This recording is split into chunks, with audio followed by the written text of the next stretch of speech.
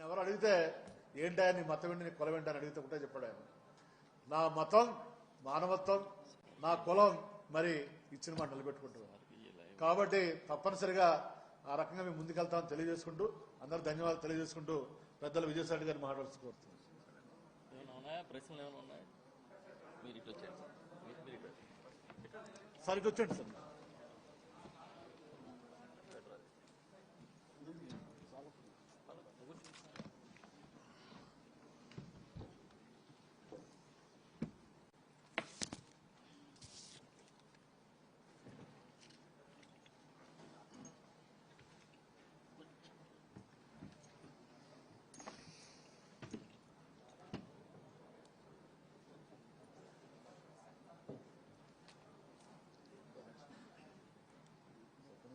పాత్రికేయ మిత్రులందరికీ హృదయపూర్వక నమస్కారం.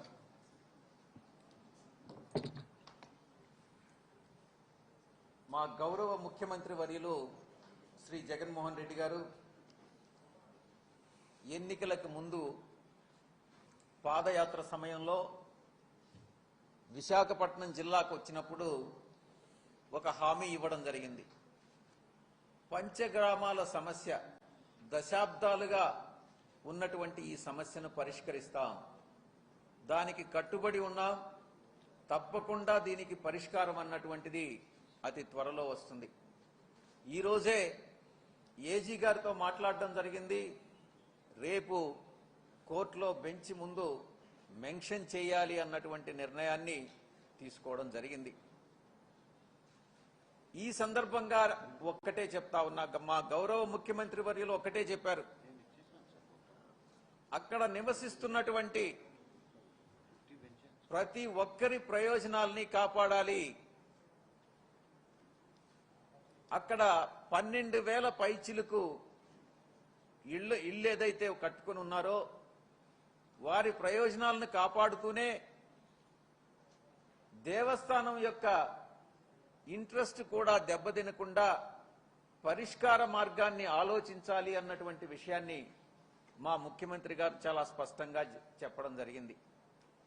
దానికి అనుగుణంగానే అక్కడ ఉన్నటువంటి 12,000 ఇళ్ళు వారికి ప్రయోజనాలకు భంగం కలగకుండా ఈ యొక్క సమస్యని మేము పరిష్కరిస్తామని మీకు తెలియజేసుకుంటా ఉన్నా. ఈ సందర్భంగా 12,000 ఇళ్ళు పైచిలుకు ఉన్నటువంటి ఇళ్ళుని వదిలేసి ఆ యొక్క కొండ పైన ఇంచుమించుగా 35 కిలోమీటర్ల దూరం ఏదైతే ఉందో సింహాచల భూములు మొత్తం 5,400 ఎకరాల్లో 1,000 ఎకరాలు ఈ యొక్క ఇళ్ళు ఉన్నటువంటి స్థలాన్ని వదిలేస్తే 4,500 ఎకరాల భూమి 35 కిలోమీటర్ల అంటే ఒక వాల్ ని కన్స్ట్రక్ట్ చేయాలి అన్నటువంటి నిర్ణయాన్ని గతంలో సింహాచల దేవస్థానం ట్రస్టు నిర్ణయం తీసుకోవడం జరిగింది. దానికి అనుగుణంగానే దీనికి అవసరమైనటువంటి నిధులు 1 సెంటు భూమి కూడా అమ్మకుండా సింహాచల దేవస్థానానికి సంబంధించినటువంటి 1 సెంటు భూమి కూడా అమ్మకుండా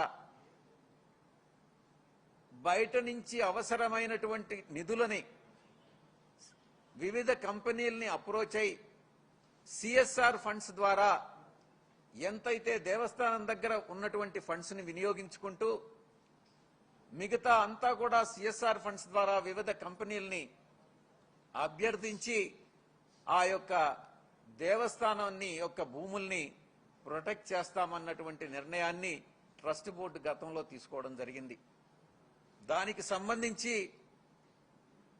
ఎగ్జిక్యూటివ్ ఆఫీసర్ సూర్యకళ గారు దాని మీద సర్వే చేయించడం జరిగింది. ఒక ఎస్టిమేట్స్ మిగతా కొంతవరకు కాంపౌండ్ వాల్ కట్టారు, మిగతా కాంపౌండ్ వాల్కి ఎంత అన్నటువంటిది ఎస్టిమేట్స్ వేయడం జరిగింది. దానికి ఎంత అవసరమైనా మిగతా ఒక 25 కోట్లు అవసరమైనా కూడా ఆ 25 కోట్లు సమకూర్చుకునేటటువంటి ప్రయత్నం జరుగుతూ ఉంది. ఈ విధంగా భావి తరాలకి ఈ యొక్క సింహాచల దేవస్థానం యొక్క భూముల్ని ప్రొటెక్ట్ చేయడం అన్నటువంటిది ప్రణాళికలో భాగం. ఇక మానసాస్ ట్రస్ట్ విషయానికి వస్తే, మానసాస్ ట్రస్ట్ లో 14,000 పైచిలుకు ఎకరాలు ల్యాండ్ ఉంది. 14,000 పైచిలుకు ఎకరాలని ప్రొటెక్ట్ చేయడం అన్నటువంటిది ప్రభుత్వం యొక్క బాధ్యత.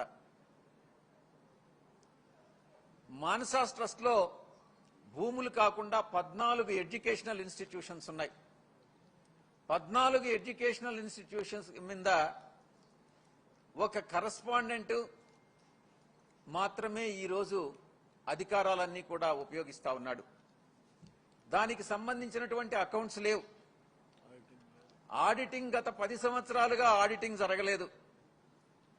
దాని మీద ఫోరెన్సిక్ ఆడిట్ వేయమని చెప్పి ఎండోమెంట్ మినిస్టర్ గారిని మన శాసనసభ్యులందరూ కూడా అభ్యర్థించడం జరిగింది. ఎండోమెంట్ మినిస్టర్ గారు ఆదేశాలు జారీ చేశారు. ఫోరెన్సిక్ ఆడిట్ చేసిన తర్వాత దాంట్లో ఏదైనా అవకతవకలు గాని జరిగి ఉంటే ముఖ్యమంత్రి గారి పర్మిషన్ తీసుకొని తగిన చర్యలు తీసుకోవడం జరుగుతుంది.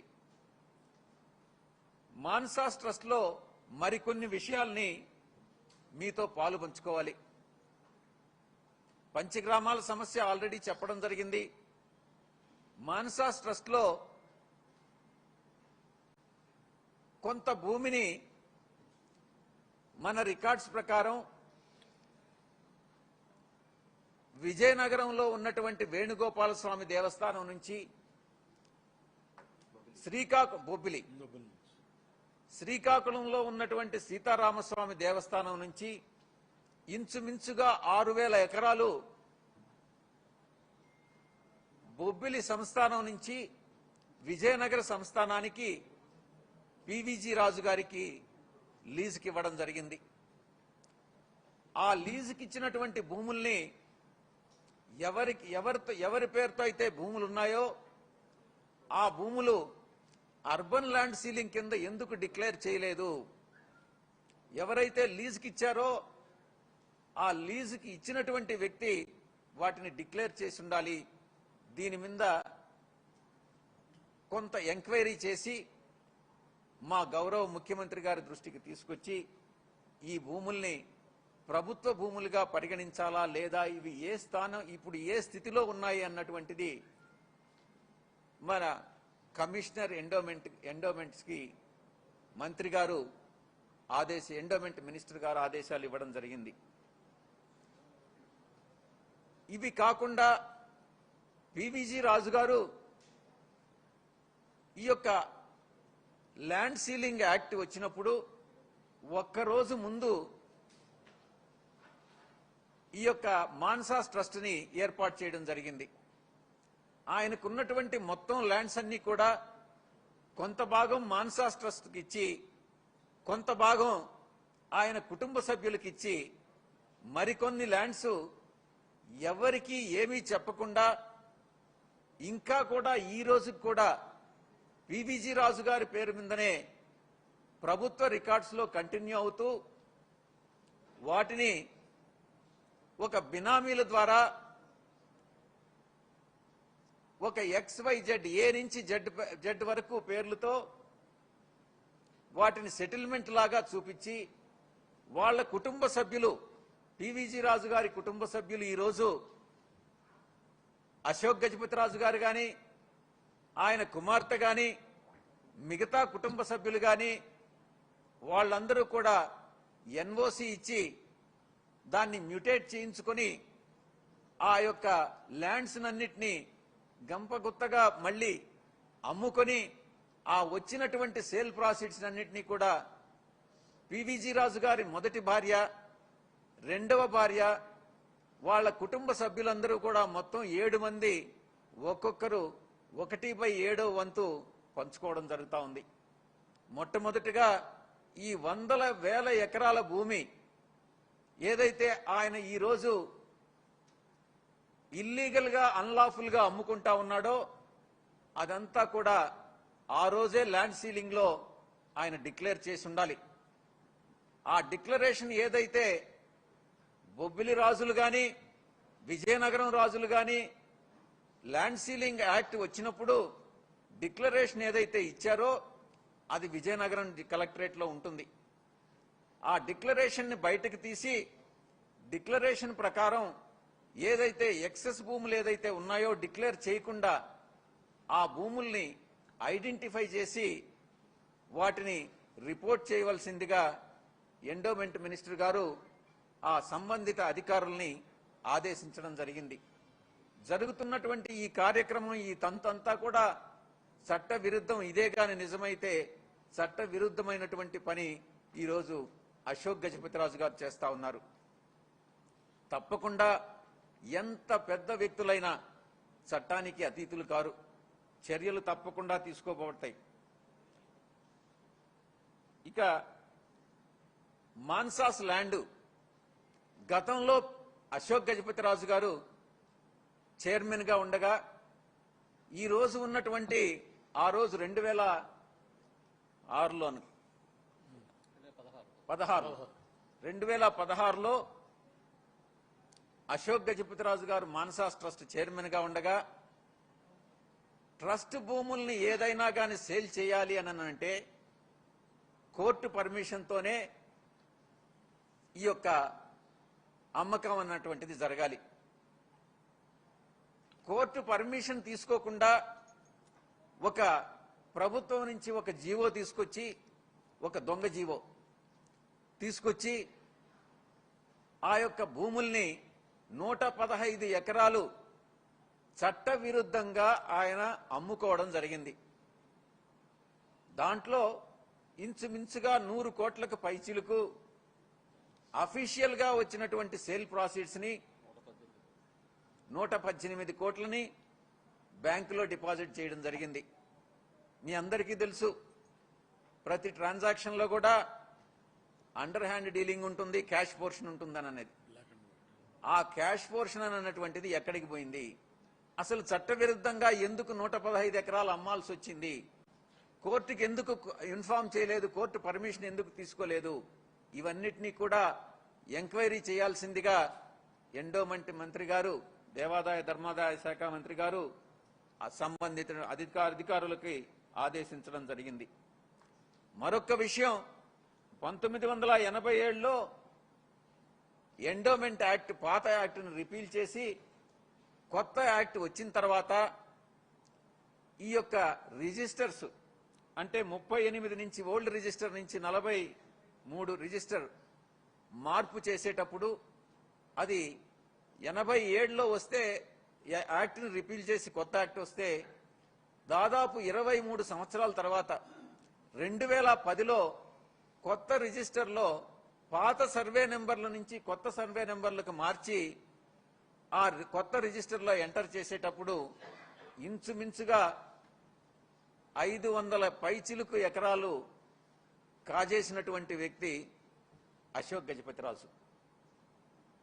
దాంట్లో ఎక్స్టెంట్లో తేడా ఉండకపోవచ్చు కానీ కొంతమంది ఎండోమెంట్కి సంబంధించినటువంటి అధికారులతో లాలూచి అయి దాంట్లో విలువైనటువంటి భూముల్ని ఆ రిజిస్టర్ నుంచి తీసేసి విలువ తక్కువ ఉండేటటువంటి భూముల్ని ఆ రిజిస్టర్లో, కొత్త రిజిస్టర్లో పెట్టి పాత సర్వే నెంబర్ల తాలూకు కొత్త సర్వే నెంబర్లు దానిలో ఇంక్లూడ్ చేసి కొన్ని కోట్ల రూపాయల విలువైనటువంటి మాన్సాస్ భూముల్ని కొట్టేయడం జరిగింది. ఇవన్నీ కూడా నేను ఒక్కటే చెప్పదలుచుకున్నా, రాజుగారు అనంటే ప్రజలను పాలించేటటువంటి రాజు. ఆయన దగ్గర నుంచి ప్రజలు ఏం ఎక్స్పెక్ట్ చేస్తారు? ఒక మంచి స్వభావం, ఒక గుడ్ క్యారెక్టర్ని, ఆయన దాతృత్వాన్ని, తనకున్నటువంటిది 10 మందికి పంచిపెట్టేటటువంటి తత్వాన్ని ఎదురు చూస్తారు. కానీ ఈ యొక్క రాజు ప్రజల సొమ్ము ఎలా తిందామా, మాన్సా సొమ్ముని ఎలా దోచుకుందామా అన్నటువంటి తత్వంతో కలిగిన వ్యక్తి ఈ యొక్క అశోక్ గజపతిరాజు. ఇక నేను చెప్పాను పంచగ్రామాల సమస్య పరిష్కరిస్తామనని, దీని మీద కూడా ఈ యొక్క 3843 రిజిస్టర్ గురించి కూడా ఎంక్వైరీ చేయమనని గౌరవ మంత్రివర్యులు దేవాదాయ ధర్మాదాయ శాఖ మంత్రులు సంబంధిత అధికారులకు ఆదేశాలు ఇవ్వడం జరిగింది. ఇవన్నీ కూడా ఎంక్వైరీ చేసిన తర్వాత మా గౌరవ ముఖ్యమంత్రి వర్యులకు రిపోర్టు సబ్మిట్ చేసి ఆయన ఆదేశాలు తీసుకుని తదుపరి చర్యలు తీసుకోబడతాయి. మరొక చివరిగా ఒక్క విషయం మీ అందరికీ కూడా తెలియదలుచుకున్నాను. విజయనగరంలో లెప్రసీ ఇన్స్టిట్యూట్ అని ఒకటి ఉంది. దానికి 100 ఎకరాల పైచిలకు భూమి ఉంది. దాన్ని బ్రిటిష్ వాళ్ళకి 1947లో 1948లో బ్రిటిష్ వాళ్ళు లెప్రసీ ఇన్స్టిట్యూట్ని వదిలేసి వెళ్ళిపోయినప్పుడు ఎస్టేట్ అబాలిషన్ యాక్ట్ కింద దాన్ని డిక్లేర్ చేయకుండా ఈరోజు అశోక్ గజపతిరాజు, అప్పట్లో పివిజి రాజు గారు ఉన్నారు, అశోక్ గజపతిరాజు గారు ఈరోజు ఆ 100 ఎకరాలు నాది అనని ఆయన క్లెయిమ్ చేసుకుంటా ఉన్నారు. కానీ నిజానికి ఆయనదే కానీ అయ్యుంటే ఆ రోజే దాన్ని ఎస్టేట్ అబాలిషన్ యాక్ట్ ఏ రోజైతే వచ్చిందో ఆ రోజే డిక్లేర్ చేసి ఉండాలి. కానీ ఈరోజు ప్రభుత్వానికి చెందినటువంటి ఆ 100 ఎకరాలు లెప్రసీ ఇన్స్టిట్యూట్ నడిబొడ్డున, నగరంలో ఉన్నటువంటి నడిబొడ్డున ఉన్నటువంటి ఆ 100 ఎకరాలు కాజేసేదానికి ఈరోజు ప్రయత్నం జరుగుతూ ఉంది. నేను ఒక్కటే చెప్తా ఉన్నా, ప్రజలు ప్రతి ఒక్కటి చూస్తా ఉన్నారు. ప్రజల సొమ్మును దోచుకున్నటువంటి వాడు ఎవ్వరూ బాగుపడరు. ఎవరైనా ప్రజల సొమ్మును దోచుకుని భూ ఆక్రమణలకు కానీ భూమి ఆక్రమణలకు పాల్పడితే అది ఎంతటి వారైనా కూడా మా గౌరవ ముఖ్యమంత్రి గారు ఉపేక్షించరు. తగిన చర్యలు తీసుకోబడతాయి. తప్పకుండా ప్రభుత్వం తిరిగి స్వాధీనం చేసుకుంటుంది.